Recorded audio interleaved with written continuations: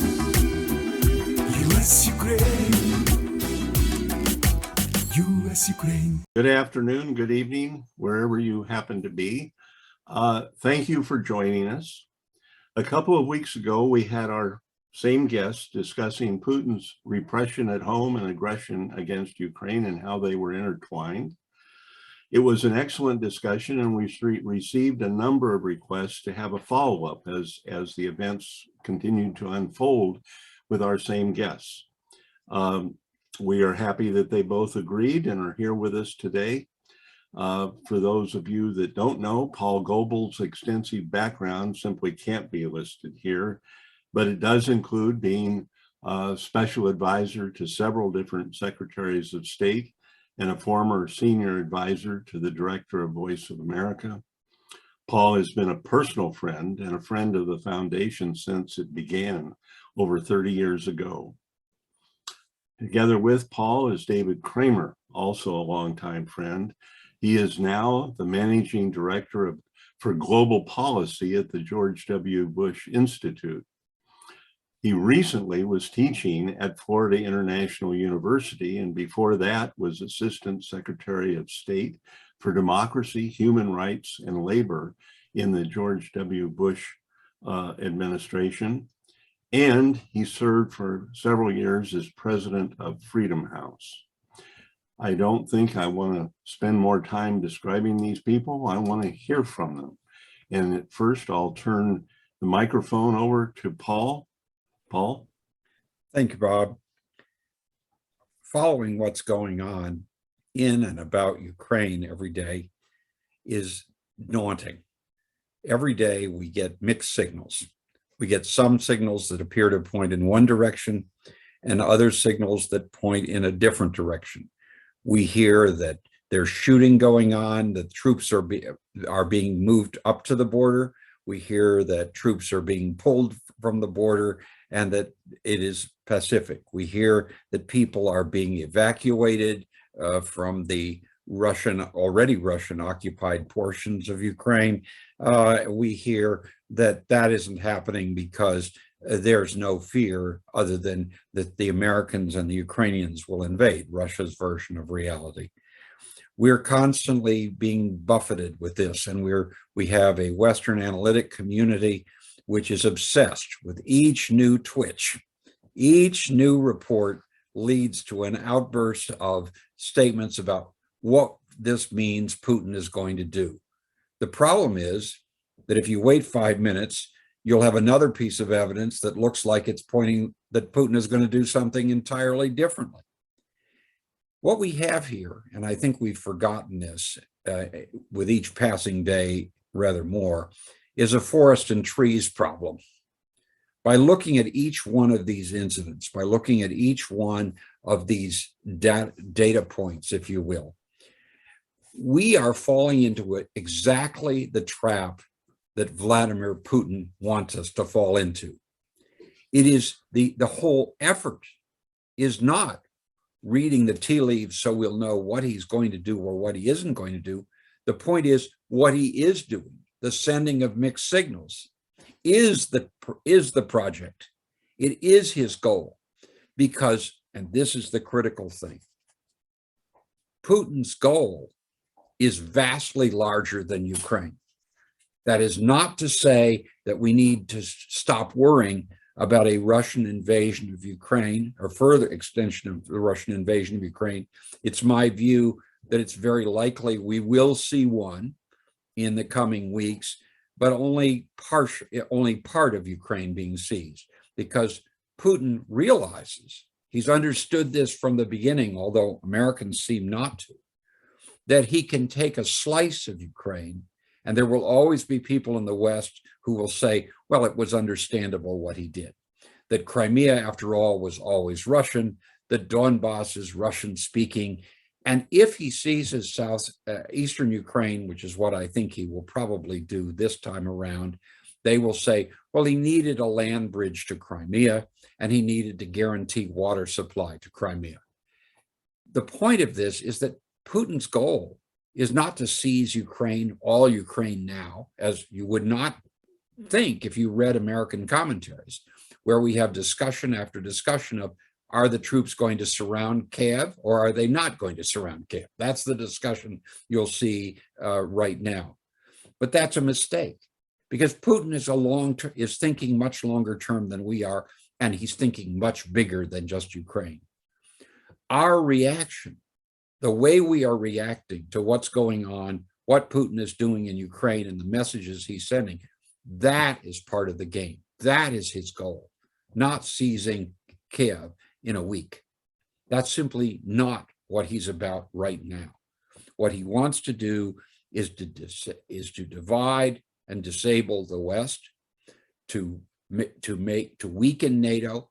I mean, if he actually did what a lot of American and Western analysts are saying, and launched a campaign to seize all of Ukraine, surrounding Kiev, marching all the way into Lviv, the fact is that would not be in his own interests, because he would guarantee the expansion and the unification of NATO overnight. Sweden and Finland would certainly join, and there would be a much greater willingness to put American forces in Eastern Europe. That's not what Putin wants. So it's interesting to me that we don't think about what Putin actually wants. We think about how he's going to do something we think he wants without asking questions about himself. Putin's goals, as I've said many times, said a couple of weeks in this forum, are to reverse the settlements, the three great settlements of the 20th century. The settlement of 1919, which said that nations have the right to self-determination and therefore justified Ukraine being an independent country, which he rejects, a return to empire. Rejecting the settlement of 1945, which insisted that citizenship was more important than ethnicity. Putin is saying Russian ethnicity trumps any citizenship.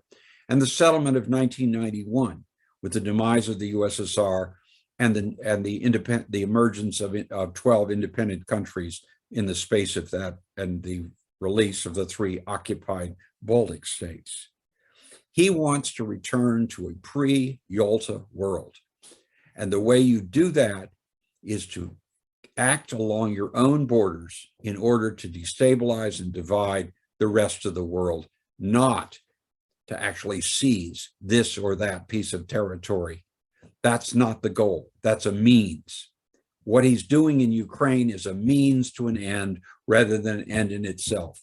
And Americans had better start realizing that, because otherwise they will be treating symptoms, and Putin will get a victory he doesn't deserve.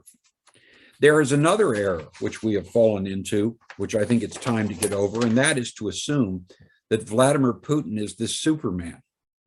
It's been suggested by some wise Russian analysts that the reason the West treats Putin as a Superman is because that allows the Western leaders to avoid taking responsibility for their own mistakes. If Putin is this demiurge that nobody can resist, then there's no criticism that can be lodged against them. The fact is, Putin is clever, but ultimately not that smart. And second, and much more important, he's not an entirely free actor. He has domestic problems that are far greater than people in the West are inclined to think about. He has personal problems of maintaining power and stability in a country which is increasingly unhappy with him. And we don't talk about that. We act as if he's a single decision maker who runs everything in Russia as he wants it, no matter what. That's simply nonsense. He's under incredible constraints at home. And, one of the reasons that he probably will try to seize southeastern Ukraine is because twice in the last year, he has brought troops up to the border of Ukraine. The first time he pulled them back. If he does it again, he has problems with his own security people. And he has problems selling that in terms of the Russian people, who are going to ask, why do we keep doing this if we don't have something to show for it? And so the constraints work in both ways. On the one hand, they make it unlikely that any Russian leader would be really stupid enough to occupy a nation of more than 45 million people who hate his guts. It would be to restore a Soviet system where instead of having 6 million Balts who are ready to resist anything, you would have 45 million Ukrainians. That's not a political system that's stable. It's not one that Vladimir Putin wants to live out the rest of his days trying to manage, however much people think otherwise. And the third point I want to make today is something else, that when Americans and the West generally plan anything, they plan for success. They plan to win. They tend not to plan for loss. Russians, on the other hand, invariably, this has been true for 500 years, invariably try to act in such a way that even if they lose in the way the West may think is a loss, they pick up victories on the side, which means that they really didn't lose, that they give themselves a chance. So even if Putin doesn't take Kiev, he wants to make sure he gets other things. And the fact is, in my estimation, the divisions we see in the West, with a large number of people in this country and other Western countries trying to justify Russia's or Putin's imperialist revanchism, are a great victory as far as he's concerned, even if at the end of the day, the borders between Ukraine and Russia are not compromised further. I think there are three lessons besides simply understanding that. First, we need to be very clear in our own minds about what's going on. We need to understand that this is an attack on the West in general. Ukraine is an occasion for an attack. Ukraine is not the cause of that attack. Second, we need to stop viewing Vladimir Putin as a Superman. He isn't, his country isn't. Russia isn't in the top 20 economies in the world. Putin is clever, but he's not as clever as all that. He's made a lot of mistakes. He has a lot of problems. We should focus on those. And third, don't always keep making the mistake of trying to, whenever there's a crisis, trying to prevent violence. You have to address the root cause of the violence, or you will always keep getting more, and you will find yourself in a game of whack-a-mole. In other words, when one conflict ends, another conflict will be started, and over time, we will simply be worn out. One of the great strengths of containment policy was its recognition that American policy with respect to the Soviet system had to be to address the root cause of its aggressiveness. In the Soviet times, we knew what that root cause was, or thought we did. It was communism. In fact, even then, it was Soviet Russian imperialism. And what we are seeing again is Russian imperialism with the Soviet part somewhat taken away. We need to address the fact that Putin's challenge is systemic. As long as he and his system are in place, we're going to face these kinds of challenges conducted in this kind of way. That means we have to be focused not just on resisting this particular aggression or trying to avoid this particular conflict from growing in strength, but also we have to address the situation that we need to fight authoritarianism of the Putin-esque variety every bit as much as we fought communism successfully for 50 years. I believe Ukraine will survive. I believe the West is at greater risk of falling apart by what Putin is doing. And I think we need to recognize that and make sure that doesn't happen to be true, doesn't come true. Thank you. Well, thank you, Paul. You have a lot to think about. David? Well, Bob, thanks very much to you and U.S. Ukraine Foundation, and it's great to be back here with Paul for round two of our session. So always a pleasure to be here with him. Let me start with a few observations, trying to build on what Paul said. First, his opening comments about how fluid the situation is. It reminds me one of the reasons why I don't tweet, because no one would care about my change of opinions from 1 hour to the next. It's sometimes better to just wait and see what unfolds before jumping to conclusions. But this situation is clearly the responsibility and fault of Putin and his regime. The Ukrainians obviously have done absolutely nothing to be in this situation, other than they may be guilty of trying to succeed. They may be guilty of trying to build a democratic system of government, of looking toward the West rather than toward Moscow for their foreign policy orientation. And they may be guilty of a growing sense of identity, of patriotism in their country. If they're guilty of those things, they should be proud. But Mr. Putin doesn't want to see any of those things happen because he views a successful Ukraine. And by successful Ukraine, I mean a vibrant, democratic Ukraine that looks toward the West for its future, because he worries that that could pose a threatening alternative to the repressive, corrupt system that he oversees in Russia. And so I think this really does boil down to that, which is any country along his borders, particularly in the case of Ukraine, is one that he feels he needs to destabilize and make unstable. And that, of course, underscores that the administration's talk about predictability and stability in the relationship were really naive and misguided last year. You don't hear that talk anymore from the Biden administration, and for good reasons. But Mr. Putin's overriding objective is to stay in power. And he worries that a popular movement that could lead to the departure or removal of a like-minded leader in one of these countries could be viewed by Russians as, well, if they can do it, why can't we? That it might be replicated in their own country. And so that's why Putin, I think, in my view, is more interested in destabilizing Ukraine rather than taking the entire country over.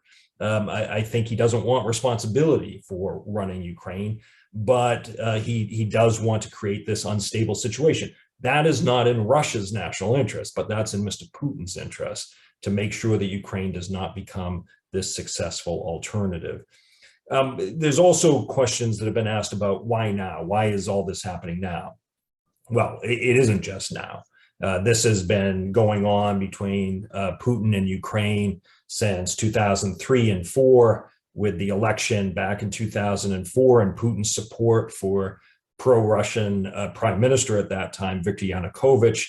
But the Ukrainian people wanted to voice their opposition to an effort by Yanukovych to steal the election in 2004. And they went out in the Orange Revolution and insisted on a rerun of the election, and led to the victory of Viktor Yushchenko instead.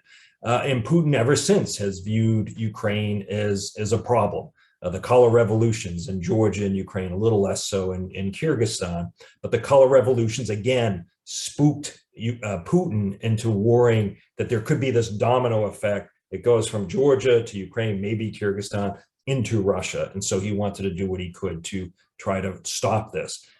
2 gas cutoffs, 2006 and 2009 by Russia, in the middle of winter, no less, were part of Putin's efforts to try to destabilize the country and make it unappealing to the West. And then, of course, in the election that brought Yanukovych to the presidency, with a very pro-Russian stance, including, by the way, overriding Ukraine's efforts in 2008 to get a membership action plan with legislation in 2010 that made Ukraine a non-aligned state, that no longer sought membership in NATO. That all served Putin's interest because he didn't want Ukraine to move in that direction. But then in 2013, Putin and the Kremlin belatedly woke up and realized Ukraine was about to sign a deep and comprehensive free trade agreement and an association agreement with the European Union. NATO, to be crystal clear, had nothing to do with what happened in Putin's decision to invade in 2014 or to intervene in 2013, rather, to convince Yanukovych not to sign those agreements. That then, of course, sparked the Revolution of Dignity, which, unlike the Orange Revolution, turned out to be tragically bloody as a result of Yanukovych's decision to order troops to fire on peaceful protesters. And so we have seen Putin trying to undermine Ukraine for years, for nearly 2 decades.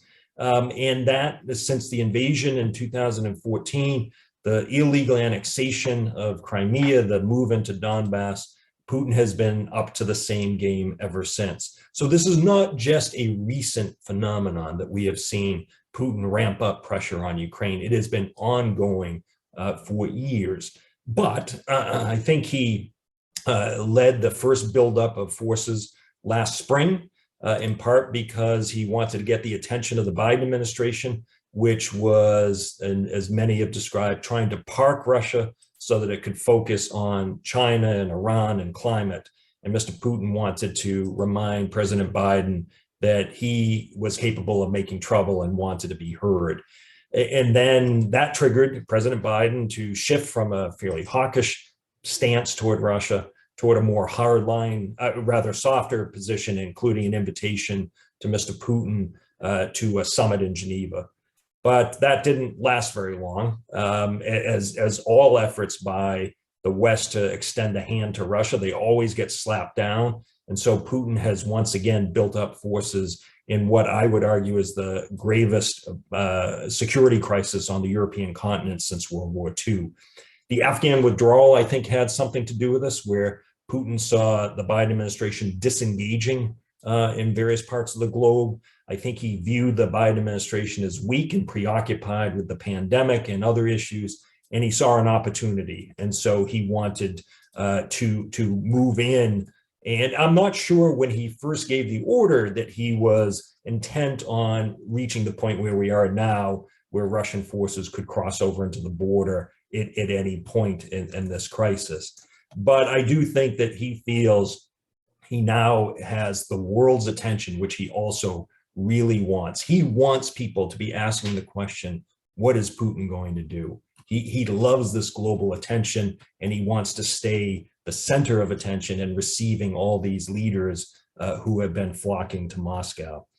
I'll wrap up with just a few thoughts on the response by the United States and our allies. And I think President Biden was right in his address earlier this week when he said the Russian people are not our enemy, but I wish he had gone further and said our enemy actually is the Putin regime. This is a regime that does not mean us well. It is a regime that has interfered in our elections, that's launched cyber and ransomware attacks against us, including on a major pipeline, the leading meat processing facility, hospitals and medical facilities in the middle of a deadly pandemic. And this is not the actions of a friendly regime toward us. And we have responded by beefing up our military assistance to Ukraine to help it defend itself.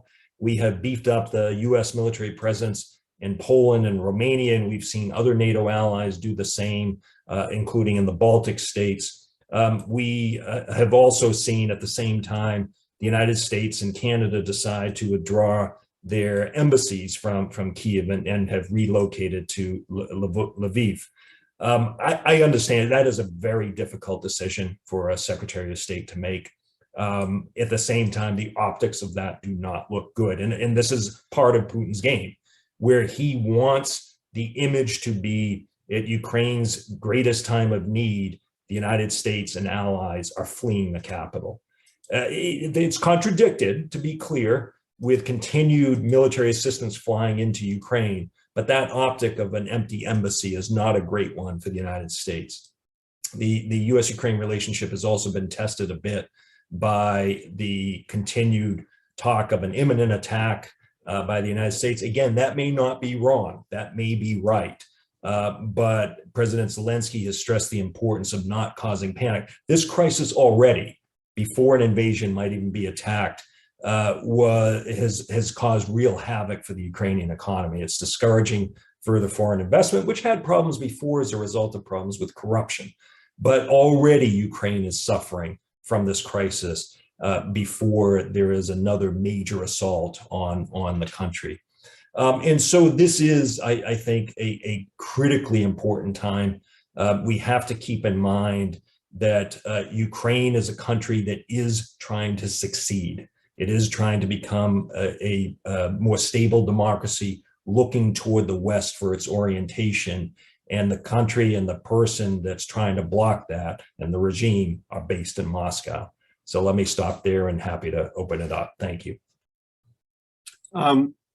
We have a few questions, but I want to make one comment. Paul, well, I think both of you, but Paul, you were talking about how dividing thoughts and views in this country is one of the things that he has succeeded at. I think maybe both of you have seen what I said about this earlier, but it is the first time in my knowledge that major pieces of legislation in Congress relating to Ukraine have been introduced with strictly partisan sponsorship. The goals of the big bills that I'm talking about are essentially the same, but there's not enough agreement to have bipartisan sponsorship. The differences are primarily in sanctions and how they're applied, how and when they're applied. But that is it's unprecedented, and I'm looking at it as hoping it doesn't become very troublesome.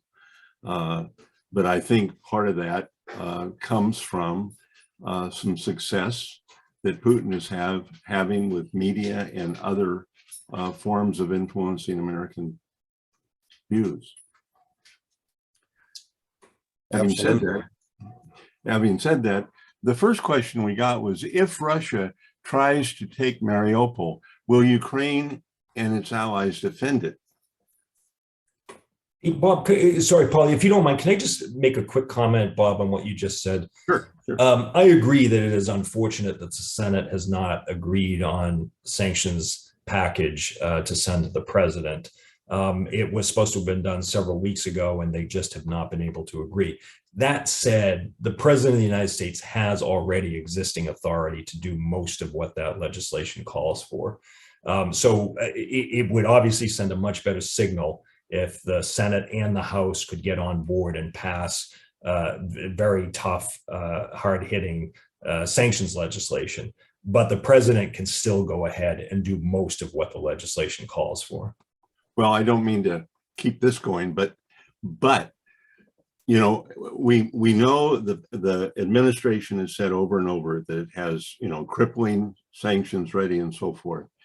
What I can't learn from the administration or any place else is what's the trigger. I mean, is it war? The war is going on. Cyber attacks this week, you know, significant ones. Shelling is going on, and what is it that's going to trigger them?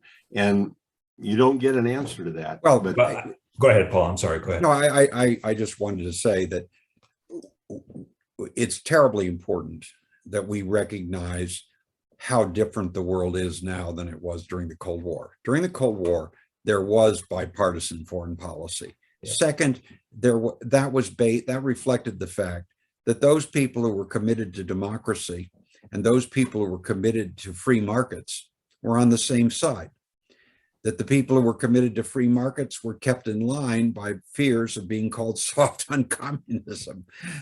Nobody who's committed to free markets anymore feels threatened when someone says they're soft on authoritarianism. That's too bad, because that already creates a split between the financial element of this contest and the ideological political element of this contest, and that we've seen being manifested. I just wanted to address one part of the question of a trigger. My own view is you don't want to be too specific about what the trigger is, because if you do, then you will see the Russian government of Vladimir Putin work around it. That is to say, if you send troops over across the border, if that's the trigger, that's one thing.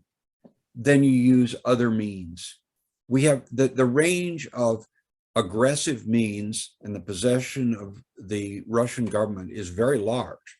So if you say this is the only thing that's going to do it, I would like to see a statement from the American government that said, we will oppose Russian aggression understood in the broadest possible sense, and we will respond to that aggression. And it will be our call as to what constitutes that aggression, and we will decide when we are going to do it, rather than telling Mr. Putin and his regime of revanchists what you won't do. And that announcing a specific trigger is to provide a roadmap of how you avoid having those crushing sanctions. And I hope they're crushing. My own feeling is that all of this, we're now playing off 8 years later, after 2014, which should have been a wake-up call to this country.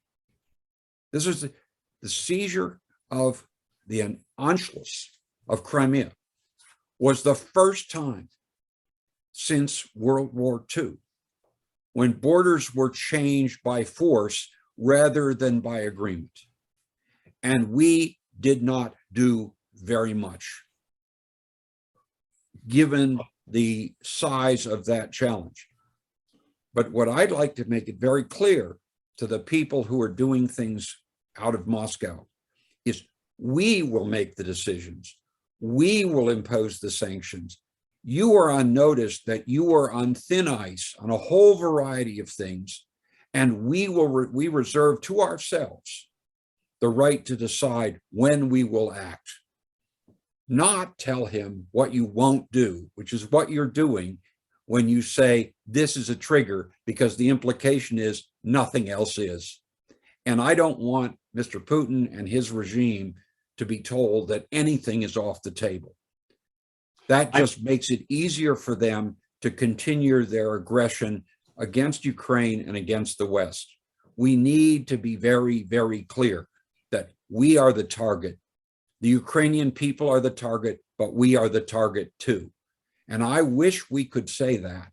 I wish we could say that we stand with Ukraine because we recognize that Ukraine and the West are both Mr. Putin's targets, and not allow any light to get between us. I agree with you completely, and I hope I wasn't misunderstood by suggesting that we should announce what the trigger is. I'm just wondering what it is, because there are things going on and we're not responding. But Bob, can I just say that I agree with everything Paul said. I do think that the president has been both confusing and too clear, if that isn't a contradiction. He was confusing with his reference about minor incursions, which he and the White House had to clean up soon after. But then I think he's been a little too clear by saying if one soldier, if one tank crosses the border. Paul's absolutely right. There's a huge gradation between de-escalation and a full-scale invasion. And I think we have to be prepared for all of those things that come in between. And I do think that we are united on a full-scale invasion, on what we and our allies will do. I'm not as convinced that we are as united, depending on some of those gradations, whether it's a massive cyber attack. And we've already seen some cyber attacks. Maybe the word massive isn't appropriate yet. We could see other provocations that we're already starting to see in the past few days. And so I do hope the administration has planned for these various scenarios that go between de-escalation and full-scale invasion. Well, I guess I got it a little bit off track because we do have questions, not just mine. But I'll go back to the first one that came in. If Russia tries to take Mariupol, will Ukraine and its allies defend it? Ukraine will, I think. I don't think here I think I think we've been a little too clear in telegraphing to Putin that we will not fight in Ukraine. To be perfectly blunt and candid, I actually think that is the right decision. But I don't think we need to tell Moscow that that is our strategy. And so I think if Mariupol is attacked, yes, the Ukrainians will, in my view, absolutely fight to defend it. But I don't think that they could count on American or other allied support coming to the rescue there. I think you will see the Ukrainians seek to defend every point in their territory. Yeah. I think that there are few countries on this earth that have as broad popular agreement now that they face a existential threat from the East and who will do what is necessary.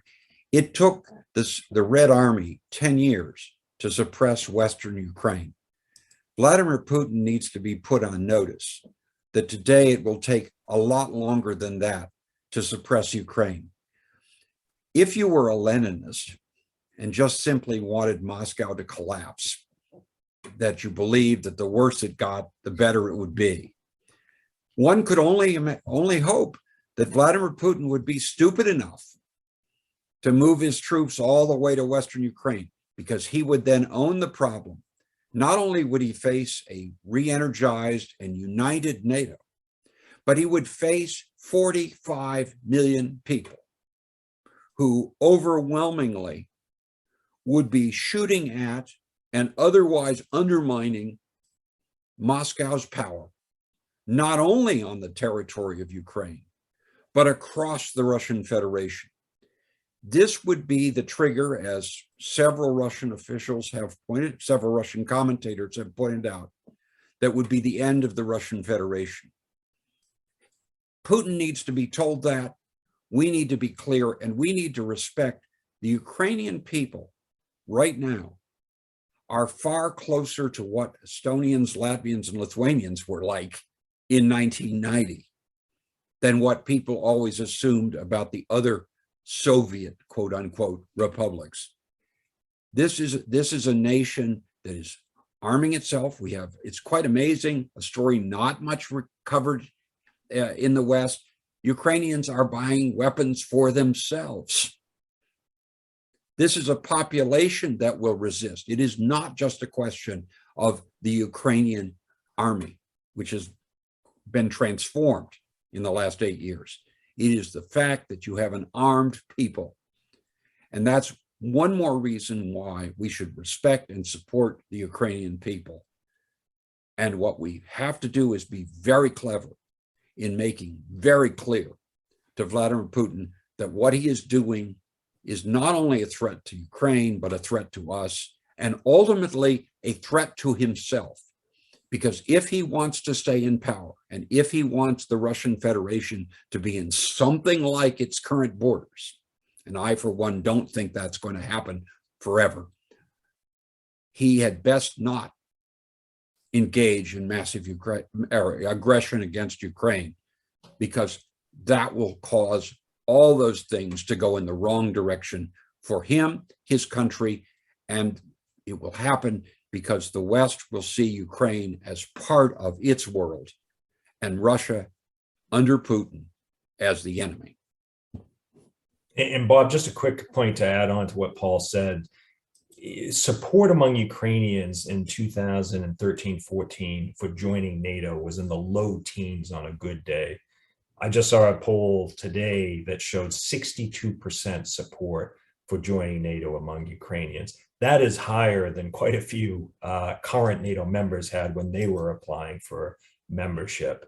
And so I think we also have to respect Ukrainians' desires and aspirations to join the Euro-Atlantic community. For those out in the analytical community who want to close the door on NATO, or who want to say, never mind, this is a non-issue. It is for Ukrainians. They'd like Article 5 security guarantees. And the explanation for the significant rise in support lies in the Kremlin with Mr. Putin. If he hadn't invaded, it's possible Ukrainian support for joining NATO would not be where it is today.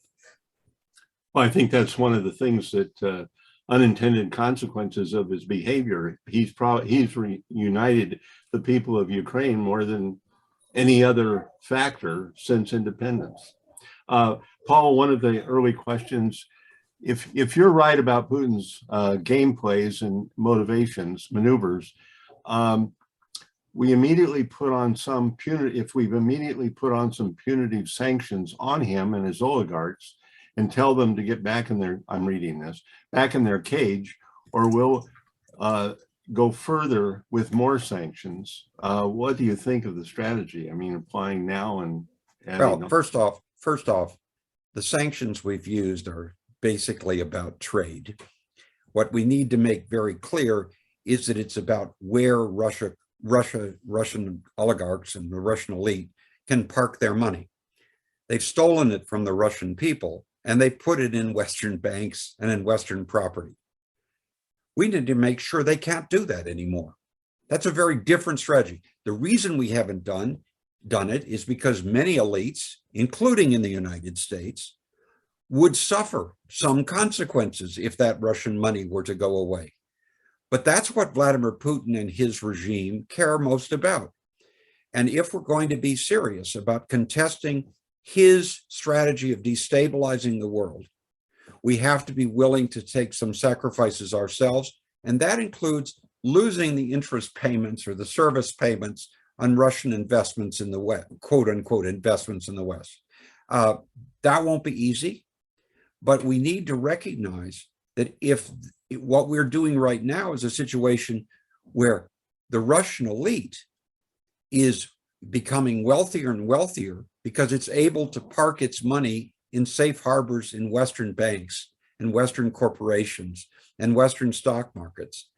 I think that's got to be stopped. I think that if we need to recognize that it isn't going to be enough to do just sanctions on trade or SWIFT, it's going to be necessary to take much stronger measures than that.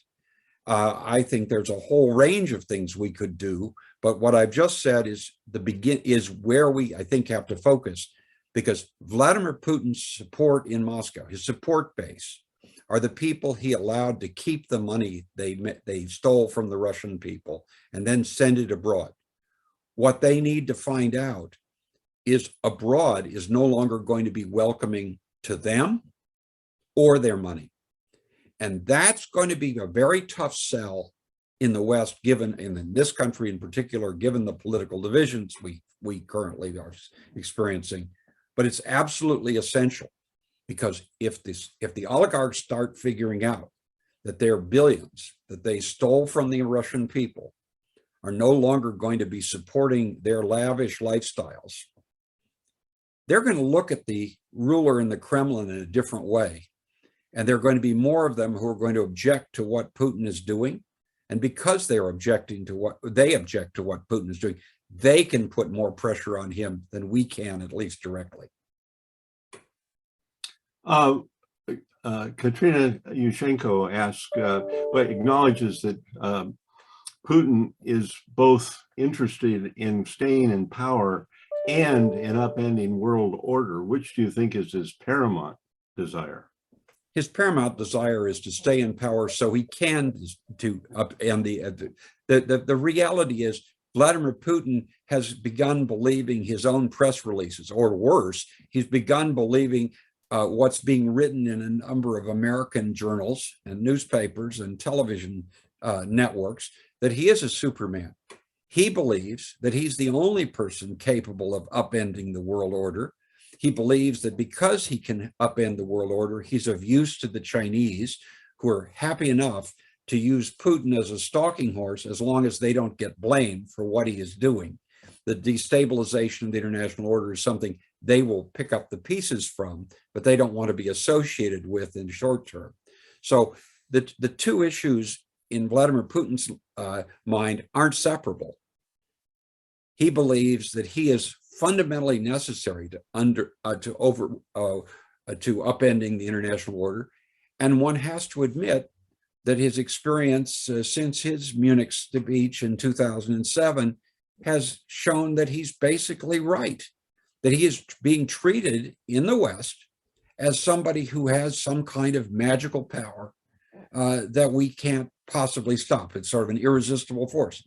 That's nonsense. There are things that we haven't done that we could do, and I think we should be exploring the full range of those things so that his support at home which has already fallen precipitously over the last half dozen years, will fall to the point that there will be enough people close to the Kremlin who will say, this is a game that will no longer go. I just add that I would sanction Putin himself. Putin likes to be in polite company, if you will, and he obviously has absolutely no business being in that company. And while there are no bank accounts with Vladimir Putin's name on them, since I was in the government, I think the intelligence community does have a better handle on where some of these funds are. And so I would go after his money, and I would deny him the legitimacy of appearing with other leaders, including the president of the United States. I'm not saying entirely cut diplomatic ties with Russia, although Russia's doing a pretty good job of that itself after expelling our deputy chief of mission yesterday. But I think it is time to roll up our sleeves. I've argued for this for a long time, and I'm not quite sure what more Mr. Putin has to do before we treat him the way he deserves to be treated. I would point out that both the Republican and the Democratic bills that are sitting there in Congress call for the administration within a fairly short period of time to identify Putin's net worth, his family's net worth, and close associates' net worth, and report to Congress in an unclassified report. They do add that it could have a classified index, but that information being public could be devastating both in Russia and here.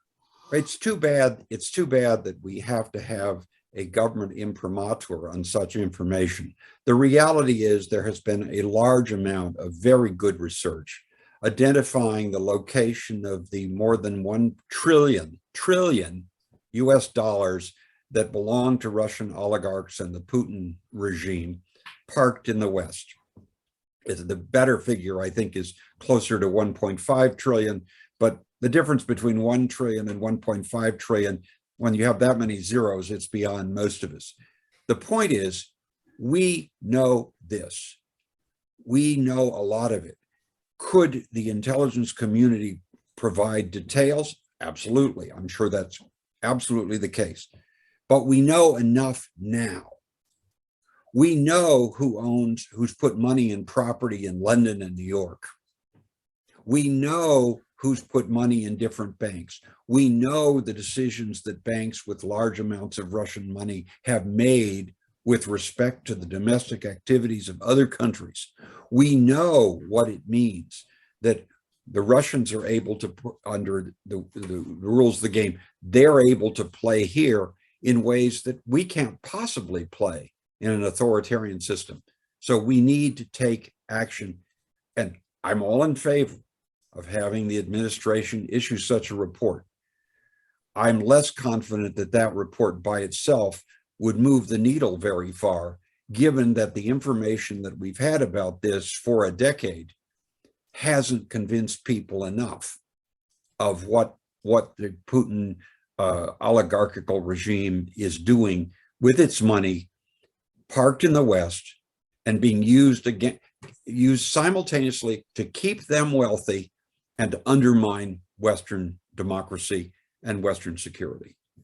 Putin's greatest export is corruption, but in order to export it, we import it. So Paul's absolutely right. We have to clean up our own house. Otherwise, we are allowing him to corrupt our financial system, our real estate markets, buying up sports teams, investing in our companies. That's a dangerous place for us to be. And so we need to do it for our own good. But then it also stops the enabling of Putin and his regime. And that's what Russian activists, liberal activists, are asking for. They're not asking for us to intervene and remove Putin from power.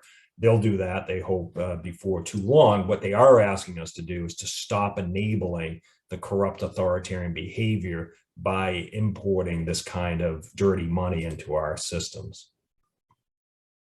Another question here. Many NATO countries are providing military assistance to Ukraine with a notable exception of Germany. How do you assess Berlin's position vis-a-vis Ukraine? Unfortunate. Um, I sometimes am accused by my friends of having a Polish sensibility because I tend to see enemies in both directions. Having said that, Germany needs to recognize that it too is at risk. It too is at risk of this parking of Russian money abroad, of the corrupting influence on the economic system of Germany. If you want to have something exposed and put in the media and broadcast around, looking at the way in which the Russian oligarchic regime has corrupted Germany, it's not just Schroeder, it's much bigger than that. And we should be talking about that. I'd be thrilled if there were a U.S. government report on that, and that had the American government's imprimatur on it about the need for the Germans to begin to recognize what's being done to them. They too are Putin's target, right along with Ukraine and the United States. And they need to recognize that, not hide in the assumption that they can somehow be a bridge between East and West. That won't work. And they will find themselves sliced off, salami fashion, bit by bit, by the Putin regime.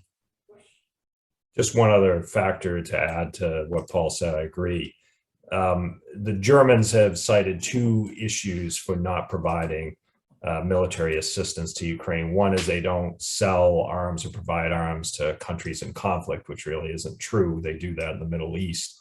But second, they have this lingering sense of guilt about what the Nazis did to the Russians. And I use that word intentionally, the Russians, because they overlook the fact that in percentage terms, more Ukrainians and Belarusians were killed by the Nazis than Russians were. And so if they want to feel a sense of guilt, they should spread it accordingly and not just focus it on Moscow. Another question is, do you think that the U.S.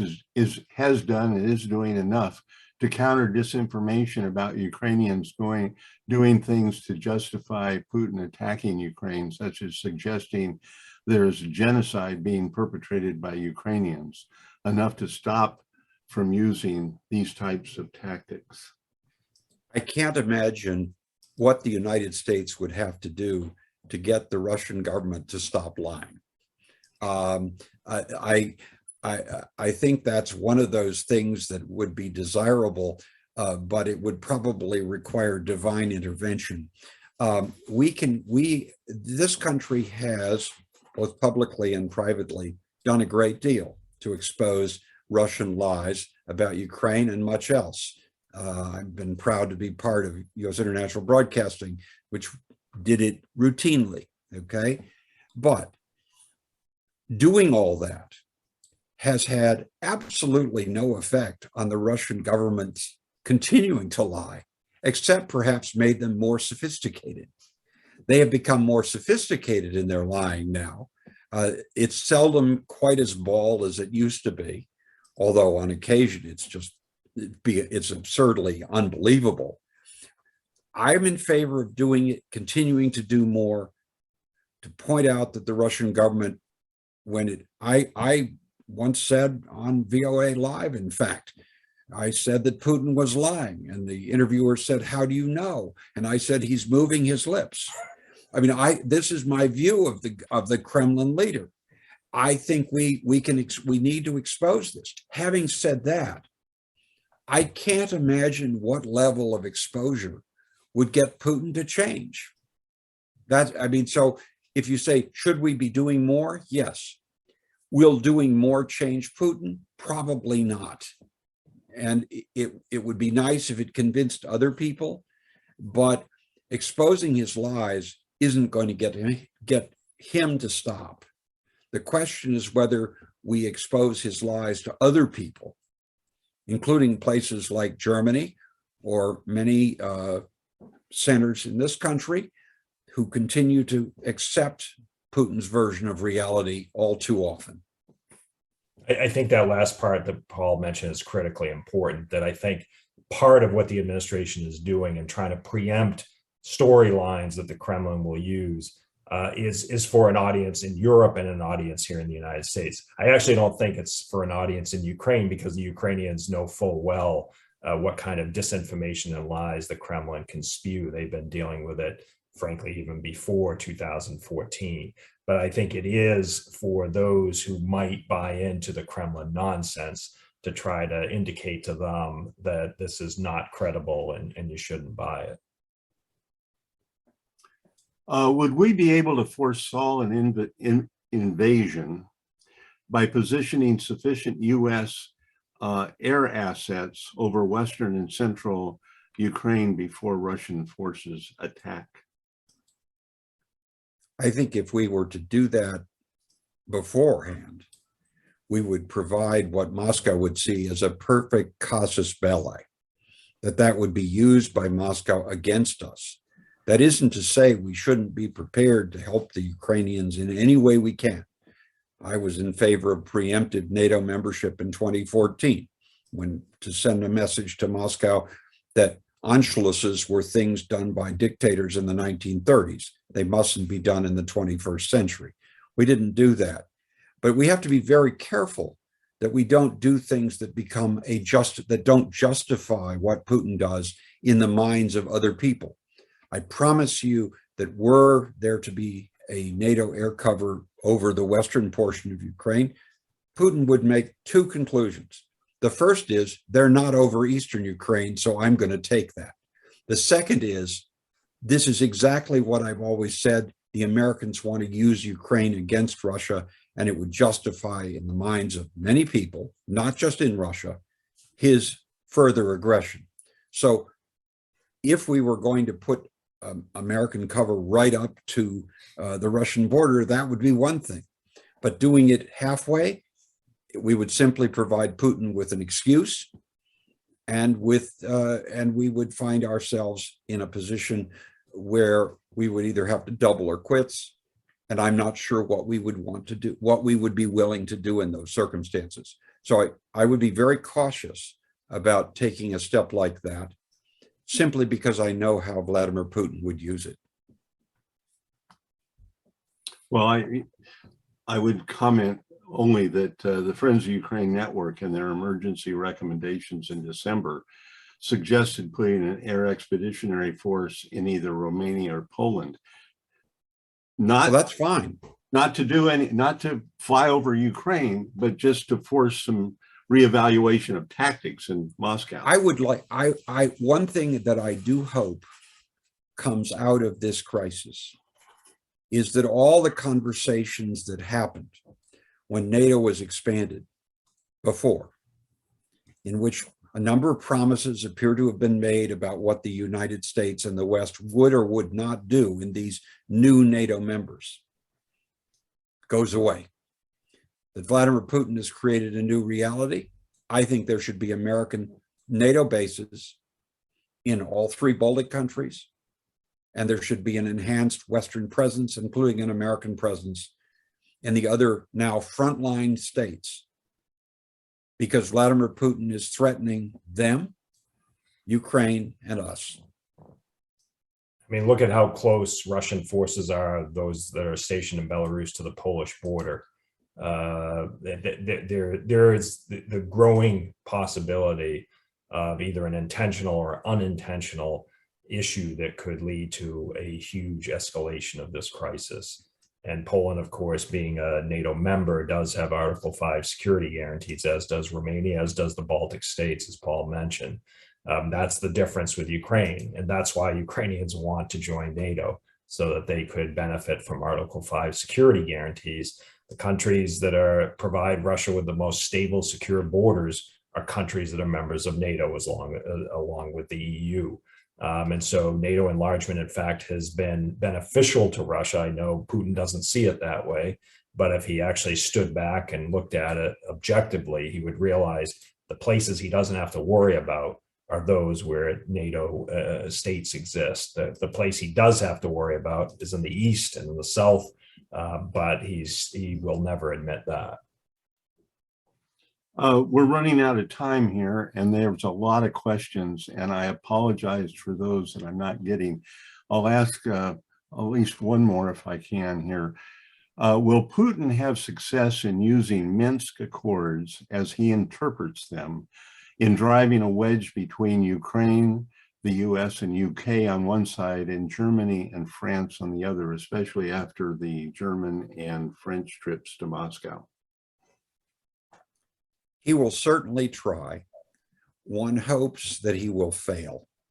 Those so-called accords were agreed to by Kiev only with a gun held to its head 8 years ago. It should be made very clear that it's the policy of the United States that we do not recognize accords that are achieved by the use of force in that way. And we should be clear about that, not only to Moscow, but to Berlin and Paris as well. We need to take the lead once again in pointing out that the attack on Ukraine is an attack on all of us. It is an attack on the West. It is an attack on democratic institutions internationally, and that Minsk is just one more Russian smokescreen for aggression and repression. And we are no longer prepared to support that. And we very much hope that our allies understand that as well. Will Putin try to exploit it? Of course. Will he necessarily succeed? I don't think so. I think that there are people in Paris and Berlin who understand the risks. And the longer Putin keeps this up, while there will be more and more voices from the usual quarters saying we must reach an agreement, we can't afford to have more conflict, there will also be an appreciation of who's keeping this crisis going. And it is in none of our interests to make a concession like supporting the Minsk Accords of 2014 as some kind of solution. That's no solution. That's another step of disaster and betrayal. And it's a betrayal in the first instance of ourselves, not just the Ukrainians. And Bob, I think, as you know, I've argued for a number of years now that we should declare Minsk dead. And the counter has always been, well, it keeps the Europeans on board with sanctions. We don't need Minsk anymore to keep the Europeans on board with sanctions, at least I hope not. The latest actions by Putin demonstrate that there is sufficient reason to maintain not only the existing sanctions, but to implement additional serious sanctions finally in light of this. And of course, let's also not forget that neither Minsk agreement in 2014 or 2015 mentions Crimea once. And so if we are never going to recognize the illegal annexation of Crimea and we plan to do something about it, Minsk is not the solution to that problem. Listen, we've run a little bit over, and again, I apologize to the people that have questions that haven't been asked. If you want to route them to the foundation, I will route them to Paul and to David. They may be shaking their heads about my saying that. But before we end up, a couple minutes from each of you for closing remarks. Paul? I just think we need to understand that this is not the Ukrainian crisis. This is a crisis of the attack of a vicious, revanchist, authoritarian regime on the West as a whole, on everything the United States has stood for since 1945 and even before. And that how we go about defending Ukraine is, in the final analysis, about how we defend our values. If we betray Ukraine by anything we do vis-a-vis the Kremlin, we need to remember that we are betraying ourselves. And that's something even worse. We need to recognize that this is an existential challenge to Western democracy in a world so different from the one we prosecuted the first Cold War. It will be harder, it will take more discipline, and it may even take more time. But it is absolutely essential if we really want to see our own system of democracy and freedom survive. We have to make sure that democracy and freedom spread, including to the Russian Federation, or we will discover that our own will be under constant attack. And we will play the game, as I mentioned, of whack-a-mole, of dealing with one challenge after another. But we will not have managed to create a world where we can live with some hope that we will not have to fight, to keep fighting the same battle over and over again.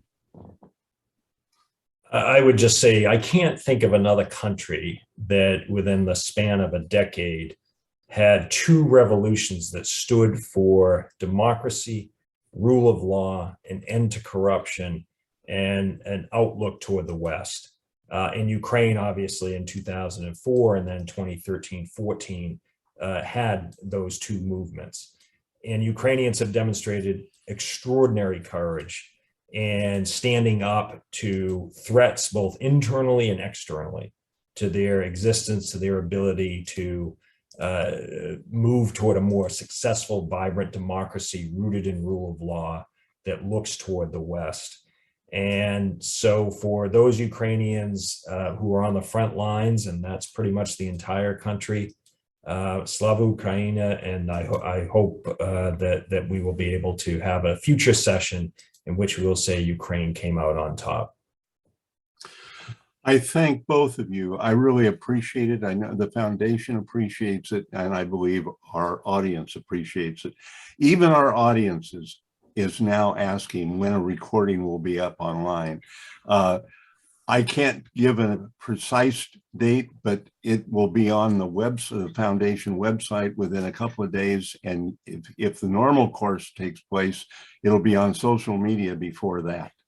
I will close by noting that there will be a rally in front of the Lincoln Memorial on Sunday afternoon in support of Ukraine. And for those in the area, you might enjoy it. It's supposed to be a sunny afternoon. Thank you, Paul. Thank you, David. And thank you for our listeners, and have a good weekend. Goodbye. U.S. Ukraine. U.S. Ukraine.